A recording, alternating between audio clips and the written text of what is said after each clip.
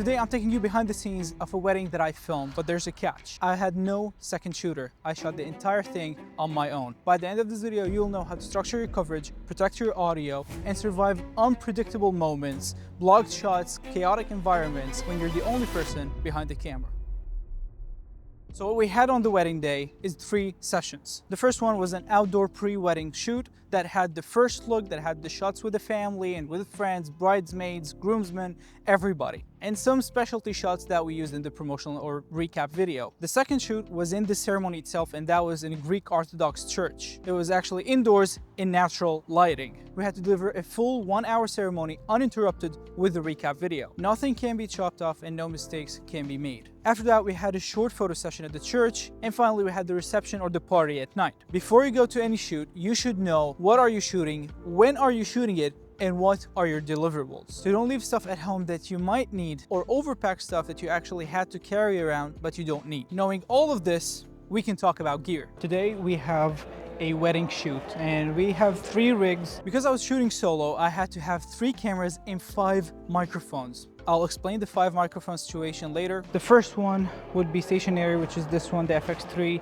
and it has a microphone on top of it and also a 17 to 28 Tamron. It had a 28-75 at the ceremony itself, but I wanted to take some wide shots when the bride and groom were taking photos with their friends. The second rig is this one. This is the ZVE1. It has a V-mount battery, 99 watt. We have a Fieldworld S55 monitor just for composition, and we're adjusting white balance, exposure, and everything through the main monitor because this is unreliable for colors and exposure. We have a 28-75 lens. Why I do have this as handheld? Because it has dynamic active stabilization. This is the best setup that I can have right now. This is for safety because it has 2 SD cards. And speaking of safety, we have the A7C2 that we borrowed from Lias. He was generous enough to lend it to us. And we're taking a wide safety shot. So in case we couldn't take any shots, we will have right now. I think they are doing the session without me right now. I am dressed up because it's my friend's wedding, so I have to be dressed up, but always wear black to a shoot because I don't know, they told me on Instagram, so I did. The groom also requested an extra tripod to hold his phone and live streaming to Facebook. I didn't want to have another tripod at the church, so I clamped the phone onto the tripod that had the A7C2 on it to give them the same perspective that we are recording for the full ceremony. Now let me explain the 5 microphone situation. Audio can't be fixed in post like video. You can add B-rolls, but if your audio sucks, it's never reversible. Like, you cannot fix that. So your audio is the most important thing in your recording. I'll explain the setup simply.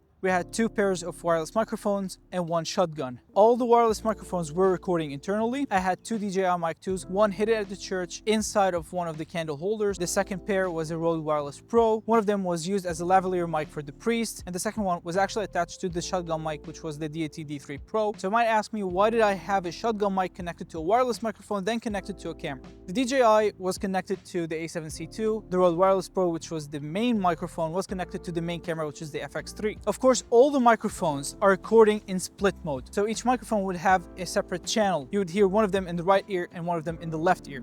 So in case something happened to one of the microphones, the second one can be used for both of them and can save the thing. The shotgun mic was recording an ambient sound. The choir, the people at the church, if someone is saying anything. The second one was recording only the priest. So we needed the second microphone to record if we had a problem with the priest's microphone, which we actually had, and I'll tell you about it later. For the lighting, I had the Nanlite FC120C with a 90 centimeter rapid opening softbox, but I didn't use them because I didn't have time to set up or didn't have the place to set up. So I had to use natural lighting or whatever lighting that we had at the day, especially because the photographer had his speed light on a softbox set up at the church. So it will be just a mess to have another light on. Now you might ask me, isn't it an overkill to have 3 cameras and 5 microphones in the same set? No, you're shooting alone. And let me tell you about the sheer amount of chaos that we ran into that day. On the first session, we were shooting in a building complex park, which is outdoors in a public space, and it was packed. Everyone was looking at what we're shooting. We had the swimming pool guard roaming around us all the time, just looking what we're shooting. So I had to put 3 cameras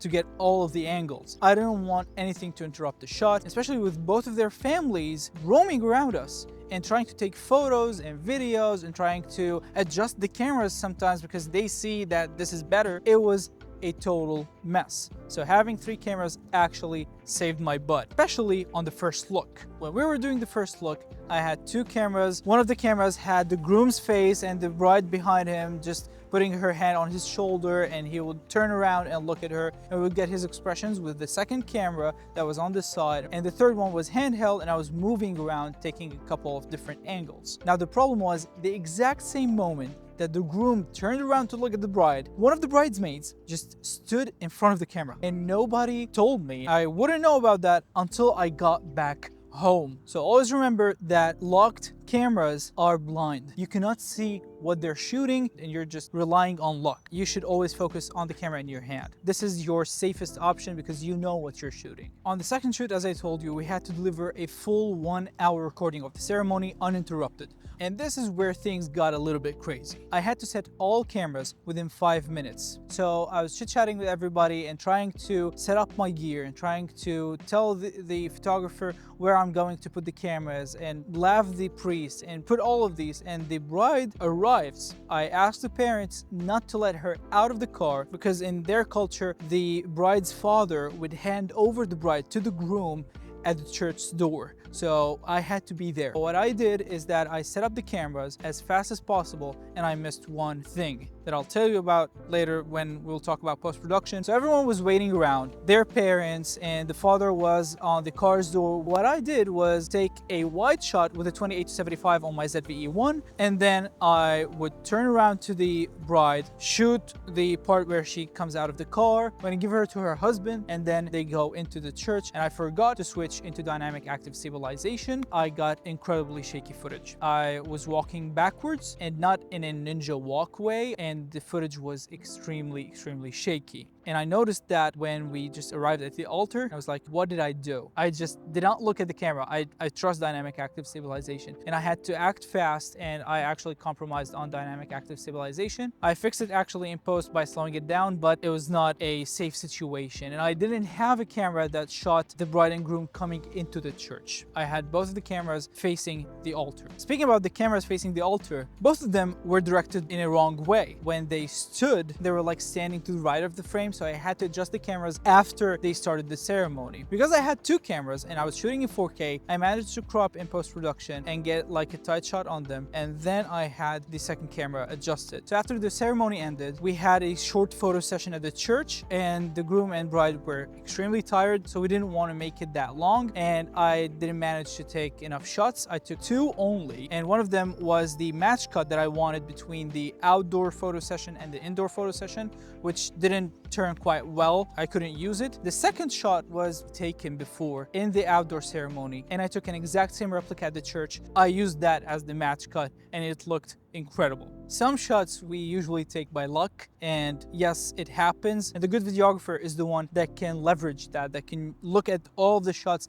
and see how they can match them. Now at the party, we faced 2 problems. The first one was that the place was too small. We couldn't set up any lights. And I was like, okay, the lighting is not ideal, but it's manageable. I can work with that. So I set my FX3 and Lias's C2 as stationary cameras. I had the ZV-E1 in hand, same as the ceremony, but I had both of these cameras set up to shoot the first dance. Now we shot the entrance, everything was good, and in the middle of the first dance, the restaurant decided just to turn off the lights to make it more romantic or something. It screwed up all the videos. So I had to adjust the exposure on both of my stationary cameras, which lost me some moments from the first dance. The good thing is that we don't have to deliver the first dance as an uninterrupted cut, but if we had to, I would definitely have lighting in the place. And even after adjusting the exposure on both of these cameras, the lighting was so bad that the FX3 footage turned out noisy. So that was the situation that I had to fix in post-production. And speaking about post-production, we had a couple of issues that I knew about after I went back home and looked at the footage. The second problem that I faced in post-production was color science difference. The A7C2 uses the exact same sensor as the A7 IV, while the FX3 and ZVE1 shares the same sensor.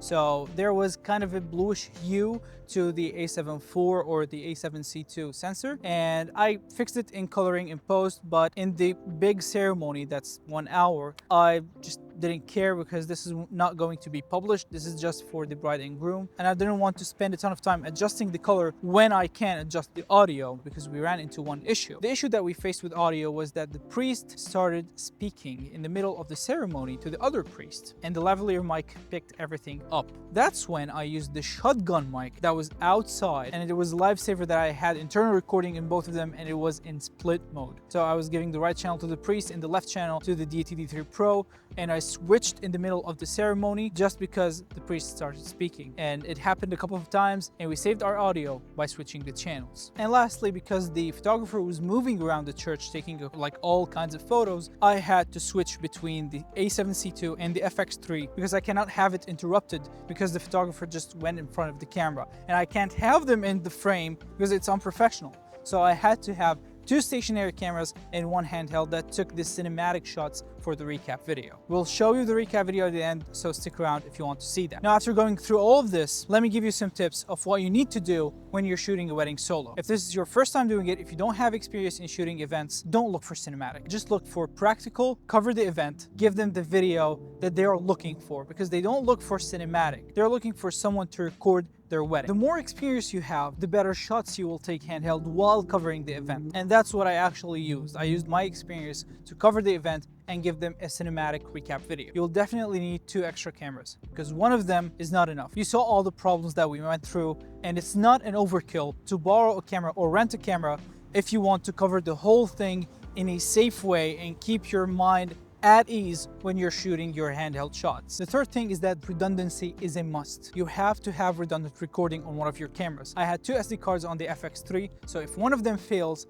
I have the other one. If the whole FX3 system fails, I have the A7C2 and the ZVE1. I was checking on all of my cameras all of the time because I wanted to make sure that it's recording, the audio is not clipping, even though I have 32-bit float and even though I have redundant recording, in case you didn't check the cameras or one of them failed. For the audio, always have a backup of a backup of a backup of a backup. I had 5 microphones in hand, and it actually saved me a ton of headache when editing the video. You don't know what happens to your mic. These are wireless microphones. They can have interference, they can just break, not record, pick up sounds that you don't want or you don't need to have in your final video. Always expect chaos. You don't know what might happen. The families are not always supportive, especially in these days that they are stressed out to make the best wedding for their loved ones. So just accept imperfection. It's okay to have something wrong going on this day. Try to stay calm, stay collected, especially in front of the bride and groom. It shows professionalism. It shows that you know what you're doing, even in the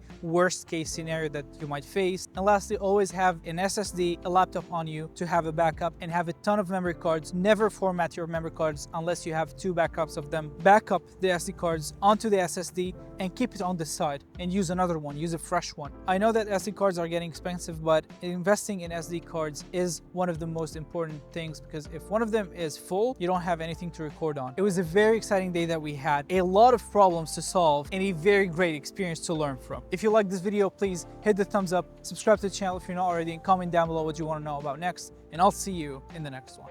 Bye.